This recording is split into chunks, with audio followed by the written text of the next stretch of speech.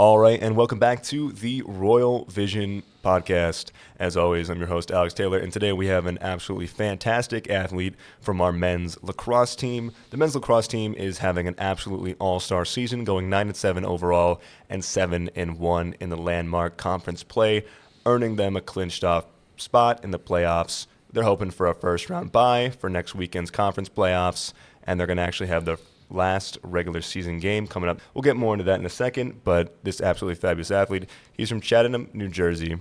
He actually attended Chatham High School, and he's a defensive man playing for us, and his name is Colin Pierce. Welcome to the show. Thanks for having me, Alex. Absolutely. How's your day so far? Pretty good? Pretty good. We're on a rare off day on this Tuesday. We have a game Saturday, which will be our last regular season home game. So we figured we'd get a good break in and then get back to work on Wednesday and get ready for Moravian. I mean, you guys definitely deserve that off day. You've been having a crazy good season. Tell me a little bit about it. Yeah, I think our season has definitely been different than the past. Last year, we had I think, record-breaking win season, which was awesome. We had a great team. This year's been a little bit different. We are 9-7 and we are 7-1 in the landmark, which is great. We're happy with it, but it's definitely different from last year to this year. I think that poses its own challenges, but it's a different perspective, I guess, from last year. But it's also in its own way better because it's a little bit more of a battle, a lot closer games, which it's a grittier team that we're trying to play as well as we can and really just showcase that we're still a great team and that there wasn't a drop off from last year. Absolutely. You're defending your NCAA tournament just for last season. Second time in team history, actually, defending that landmark conference title. You even mentioned a little bit there's a difference going into it from last season to this season. What are some of those differences? I think we just have a lot of new guys playing more so this year. A lot of freshmen are definitely coming in, and you go 4 years in high school with really one system. Then you come to college, it's a little bit faster. Guys are a little bit stronger.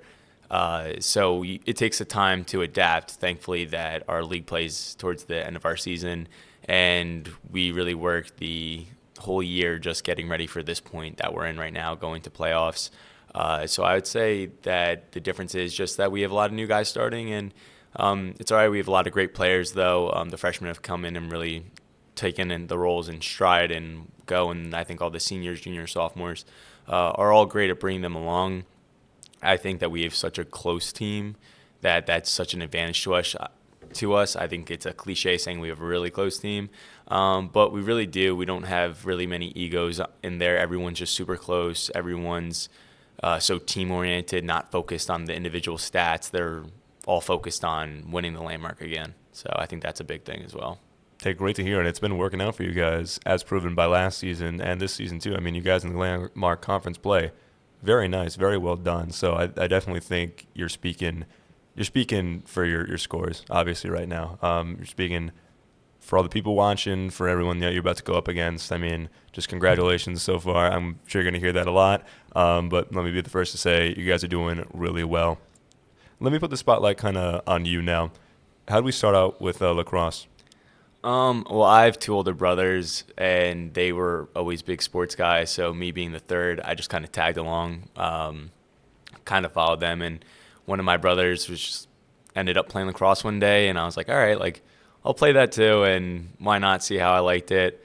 I honestly didn't even really like it at first, and then once he got into high school and he had a really good career, and he went to go play in college as well, I was just like, okay, you know what? I think playing college lacrosse is something I want to do. Absolutely. So going in, that transition, how was that going from high school lacrosse to college? It was good, and it's interesting because in high school you're kind of like that. Everyone on a college team was their top dog in high school. You play a lot, you're the voice of the locker room, and then you come to college, and then you start all over again. You're a freshman. There's guys a lot older than you, more experienced than you, stronger than you, faster than you. So you basically hit reset. And so I think for me, I just try to be a sponge when I first came here. And you just try and learn from the senior leadership, and they've been here for the longest, so you just kind of see how they kind of do things, and then you kind of just incorporate that to what you do, and you just try and make the best with it and run with it, you know? Did you always know that you wanted to play lacrosse in college coming from high school? I would say by the time I was a freshman, yeah, I did want to play lacrosse or some other college sport. I was a big hockey guy as well. So it would have been cool to play either, but I think I just got more interested in lacrosse just because I just gravitated to them both, but just college lacrosse just seemed a little bit more enticing to me at the time. And yeah, so then once I started that whole recruitment process, I came to Scranton. And honestly, after one visit on campus, it felt so comfortable. The community here is fantastic. The people are great. It's not a big school and it's not a small school, so you know who you see going to class. You know the professors; they know you. So really, right when I came to Scranton, I felt at home and I loved it here. So. Talk to me about your position, defenseman. I'm not a huge lacrosse guy, but obviously I know positions are important, whole structure. Tell me a little bit about it and tell me what you're thinking when you're on the field in this position. A defenseman, obviously, you want to keep the other team from scoring goals. But I think such a unique part about being a defenseman here is that one person be playing really well, and it could not matter because there are other five guys on the field for the other team outside the guy that you're guarding that can do some damage. So if you're one guy playing great, your team can still be struggling. So I think the best part about defense is that it really takes six guys, two short 60 middies, an LSM, three close defenders, which is what I play, and a goalie stopping the other team from scoring. And really everybody has to be on the same page and everybody has to talk to each other, which we try and really pride ourselves on being such a communicative team because our goal is always hold teams under 10 goals and really give our offense the chance to do what they do and win and put some goals in the back of the net. And our job is to keep people from putting the ball in our net. And I think that the closer our team is, the more comfortable we are just talking to each other. If there is a breakdown in communication or anything like that, we can really talk about it and figure out the problem compared to pointing fingers and saying you're to blame. So I think that any defense or success our defense has, you have to attribute it to the seven guys on the field, including the goalie, but then also the guys that are not on those reps because you need even if you're not on the field during goal, you have to know what happened. So when you come on the field, you don't make that same mistake as well. So I would say that's kind of the best part about defense is just realizing how much actually goes into just stopping people from putting a ball in the net, you know? You highlighted it for defense. How critical is communication overall for your team's success? I think very important. One of everything that you do in lacrosse and any team sport really is talk, whether it be on the offensive end, the defensive end, clearing the ball, riding the ball back when the other team's clearing. It all has to do with talk, and you're playing on a big surface. You got to move people over, a lot of moving pieces around. Other guys and other teams have ways to deceive you, see anything that they can do to score. So communication, I think, is the most important part of the game, just because if you have different guys on different pages, it's not going to be very effective. And I think once it gets the going gets tough, the talk is when it's most important and is the first thing that you have to do in order to really turn it around. What do you think are some of the things you guys are focusing on? Because obviously you guys are coming off of a really, really successful last season, and you definitely got some more eyes on you now just because of how strong you guys were. What do you think are some of the things you're focusing on now compared to last season? I would say the big thing for our team is leaving last season in the past. We had a great year, won the championship, but that's awesome. But now it's different. We're have to win it again. It's not like anything's going to get handed to us. So I'd say even with the success from last year, doing the little things right, because the little things are how we got to the point we were at last season. And those little things will hopefully get us to that same point again this year and mainly go further.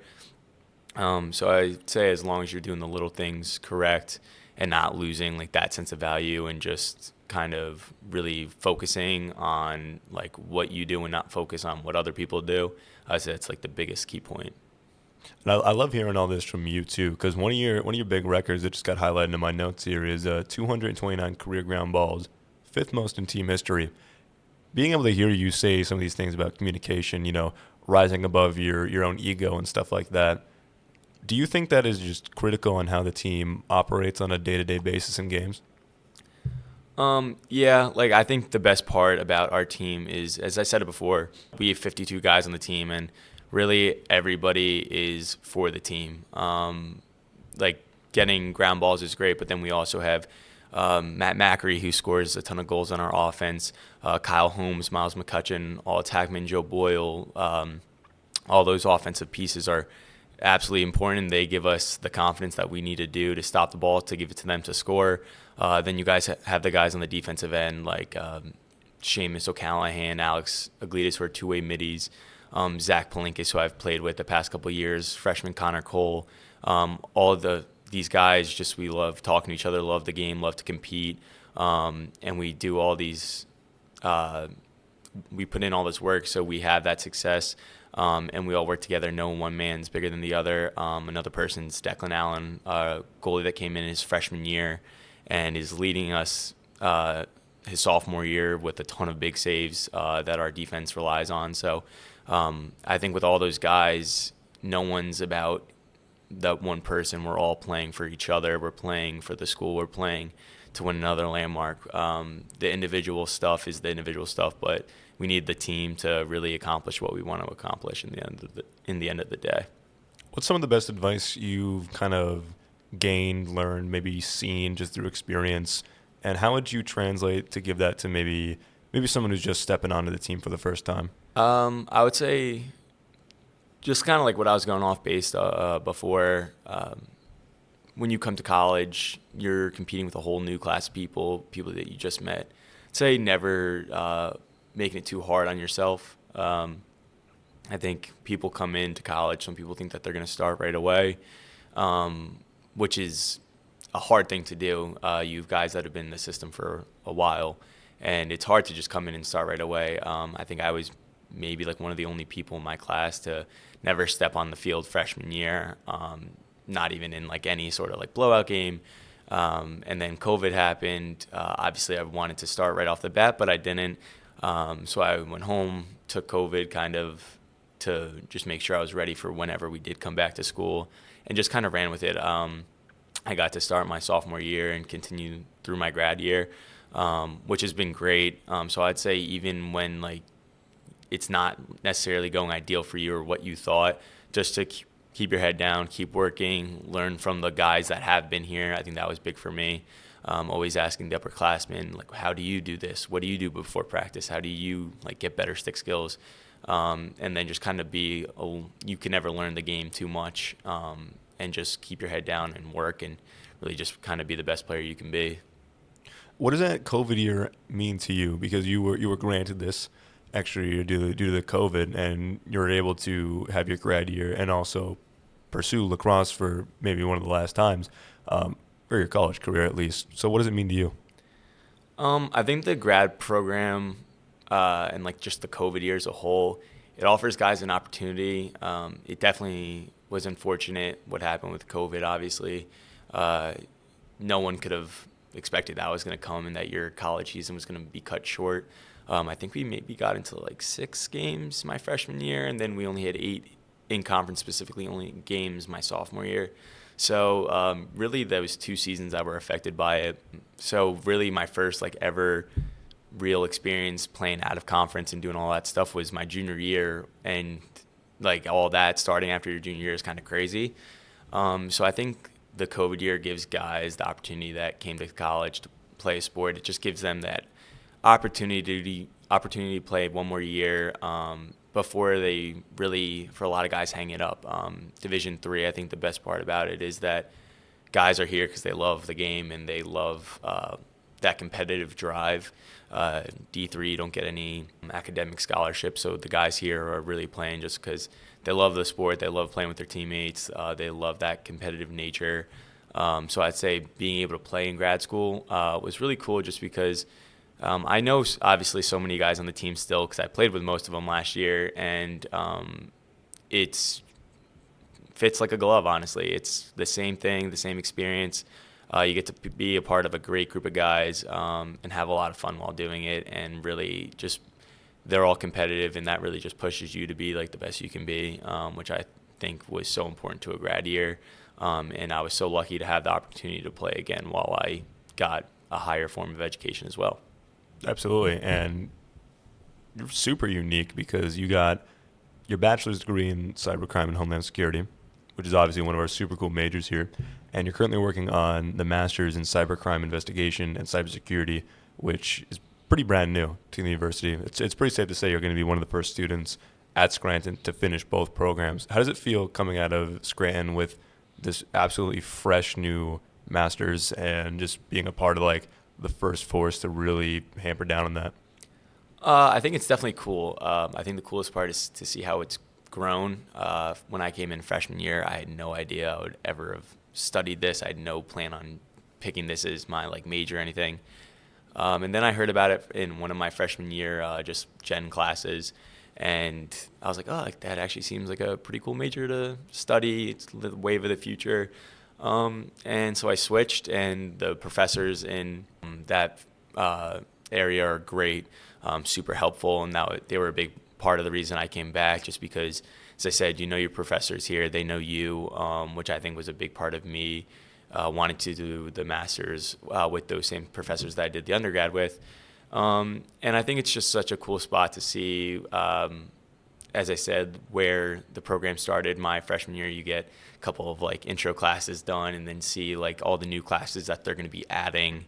I think they're adding like a building down by the current like O'Hara Leahy area. One of the new ones, yeah. Yeah, which looks like it's going to be really cool. They're going to implement a lot of cyber stuff in there that I was making jokes with one of the professors about, because I was like, oh, like I'm kind of jealous that you guys are getting that when I'm leaving. But it's definitely cool to see that more people are taking to that study, because I think it is such an important part for like our future. And I think a lot of people are going to come here and realize what a great study it is, and to see how far they can go in it. So when you're not crushing ground balls and fighting cyber criminals, what are you up to? It doesn't sound like you get a second to breathe. Well, when I came here, my undergrad, I also got to play club hockey, which was a lot of fun. That's a great group of guys over there too. So was a big thing I got to do in my off time. But other than that, honestly, I think just hanging out with the guys, working out. I think one of the best parts about being on a team here is that you get basically 52 guys to like hang out with right away. Coming in as a freshman, I think that's a really cool thing, and we spend a lot of time together, just not because we like have to at practice and all that stuff, but it is fun also, like just like always hanging out with those guys on the team, whether it be working out, going to the dining hall, and just kind of being idiots together and just doing all like that stuff. And it's a great team to be a part of. What does being a Royal mean to you when you're out in that field wearing white and purple? I think you just take a sense of pride in it. We typically have a halftime difference, which kind of is just like we reflect a lot about our team, where we're at, where the season's going, what we really have to work on. And I think a lot of the times that we've done that, we've harped just, you're playing for more than yourself. You're playing for Scranton, you playing for the guys that you're with, the guys that you do, like condition with, you lift with, you do all this stuff that's not easy. And we pride ourselves on it not being easy to be a Scranton lacrosse player. We want it to be hard because we think the harder we train, the more of a successful outcome you'll get. So I would say, and I think that goes for all teams in Royal Athletics. When you go down to the gym, you see people on the girls' basketball team, the guys' baseball team. You see everyone from all these teams working so hard, and I think everyone really plays for the school to really put the school on the map and leave it better than we came here, you know. Absolutely love it. Very, very tenacious of you. I know we always hamper down on those values here.